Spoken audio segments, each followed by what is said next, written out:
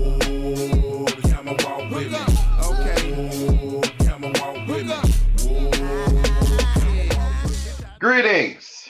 Welcome to another episode of The Pyramid via Zoom this time. It's an important episode two with we're counting down to election day 2020, and I couldn't have asked a better noble to join this conversation. North Carolina State Senator Toby Fitch. And I'm gonna have to go the long way on this, Senator. I appreciate your time. I know you're busy. You're up for election this year, aren't you? Are you? Yes, I am, Chris. Thank you for having me here with you. I am up for re-election, running for my second elected term to the North Carolina Senate. I went to the North Carolina Senate after retiring as a Superior Court judge for 18 years, and before that, I had served in the North Carolina House for 20 years. I wasn't ready to be put on the shelf, so I came back, and these are exciting times. We're now in the middle of the most important election that I have seen in my lifetime. And I thank all the nobles, daughters who have participated in this most precious right, and that we have turned out. Of course, we don't need to stop here. We need to turn out more because the final day is November the 3rd. And I would guarantee you that there'll be some tricks and some problems that will show up between now and the time that the polls close on the 3rd of November. So let's please stay vigilant. Let's stay on the task and make sure that we do all that we can do. There should be no gas left in the tank when it's all done. Our forefathers, those to whom we follow and want to emulate, died for this most precious right. Let's not let their dying be in vain. And thank you for having me. Yes, sir. Now you left some stuff out. You know, I want I want the full Toby Fitch. But Well, as well, when I you was at the House, hold on, let me get this out. You know, when you was in the House of Representatives in those years, you also served as Speaker of the House. well, I was the majority leader. However, if you look at my bio, it says that I was the first person of color in North Carolina to ever preside over the North Carolina House. That is a very true fact. Uh, but I was not elected. I was appointed by the then Speaker to preside over the House, and that was how I had that opportunity. That was through Speaker Mavretti. But after Speaker Mavretti's terms ended, I, along with the members of the House delegation for the Legislative Black Caucus, worked hard to put one of our own in as the Speaker. And that young man was a fellow by the name of Daniel Terry Blue, who is also a noble out of Wake County. And he became the first elected Speaker. He is now the leader of the Senate Democrats. And so that same duo is back together again when I returned to the Senate, or when I went to the Senate, that both Blue and Fitch are back in the legislative process. Yes. So we have a lot to be thankful for, not only from our forefathers, but those who are our contemporaries who are also Prince Hall Masons. I'm glad you said that. Prince Hall Masons, there's a lot of conversations you and I've had over the past 6 years since I've met you about Prince Hall Masonry, nobility involved with this process that we're going through now to where we got to today. And if you would, sir, if you have an additional minute, I see you sitting in your car right now. Could you go through with the audience about that? I Well, remember. Go ahead. if you look at our history and where we've come from, we hang our hats too much, in my opinion, on the proposition that we, Prince Hall Masons, should not be involved in politics.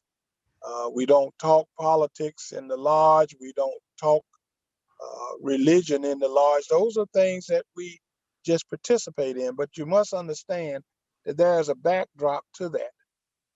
Had Prince Hall not been an activist, then you must imagine that there probably would not be Prince Hall Freemasonry. It was because Prince Hall became an agitator in a washing machine that caused the clothes to clean. But once the clothes cleaned, they did not get bleached, and they're still in the bleaching process. We know our history as Negroes, as Blacks, as African Americans. We know where we've come from. There's no need in going to that. But we have always been treated differently, and we have always had one more river to cross. So we've always had to fight and struggle to receive our rightful place in this country. No different now. When we look at the civil rights movement, to which all of us who are basically alive now and past a certain age may have participated in or been of the age to participate, as well as our younger brothers and sisters. Had it not been for Prince Hall Masons and the nobility, no telling where you would have been. Because when you fought segregation, it was Prince Hall dollars that caused us to be able to achieve what we achieved. And so the history of this country cannot be written without a true dissertation about what Prince Hall has done for this country. We participated in women's suffrage. We participated in the Civil Rights Act. We participated in the Voting Rights Act. Just as we built this country with our bare hands, we also built this country with our own minds. Because without the things that we push for, it would not be possible. It's pretty much a little known fact, but basically the Black Civil Rights Movement was underwritten and undergirded by Prince Hall. When you could not go into a Black church, you could go into a Masonic lodge. When monies were needed to fight the legal battles that the NAACP fought, with the NAACP being in the social activist role, their role was litigation. SCLC and others were direct agitation. But when you look at it, it was the contributions of Prince Hall that made the difference.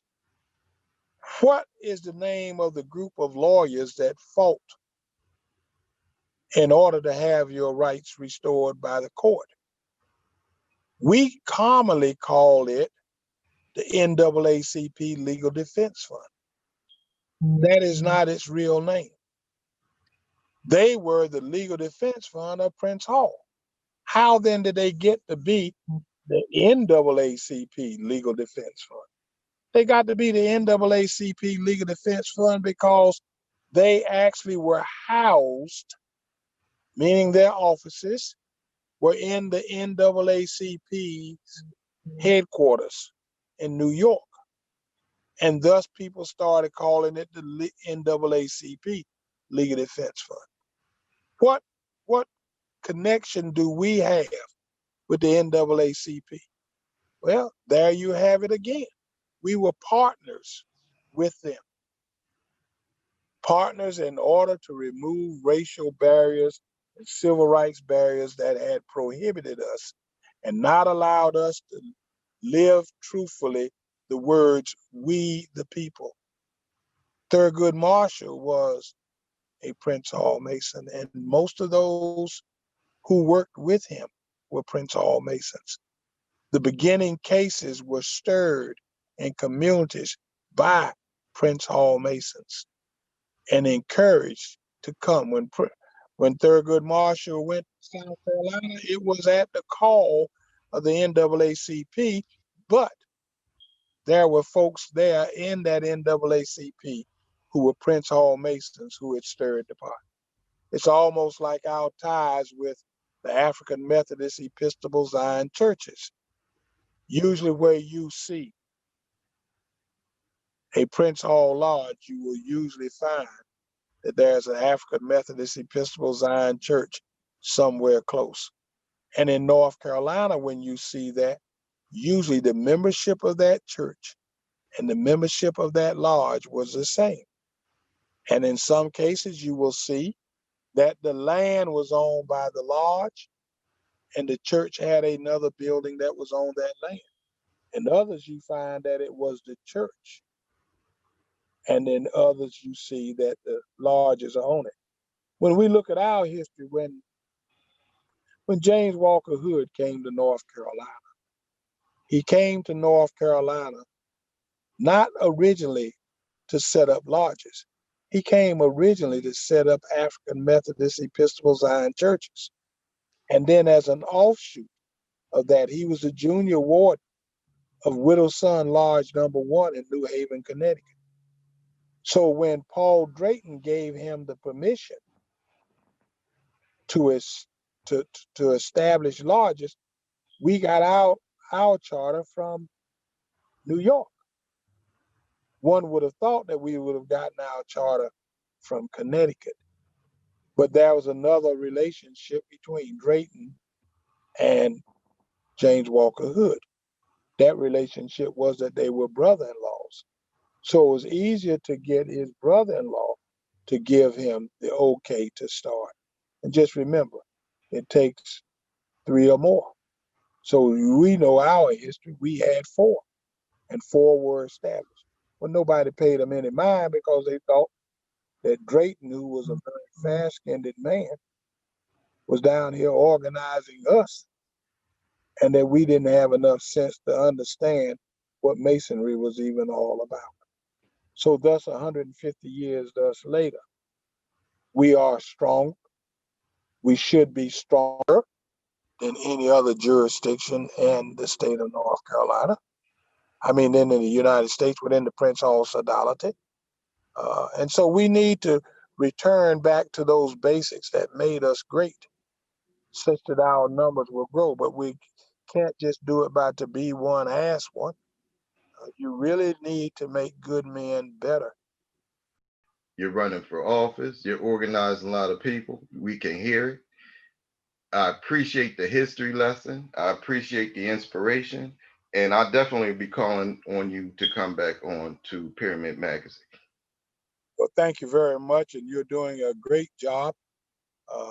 I'm happy to be around where we can truly send a message in a moment's notice.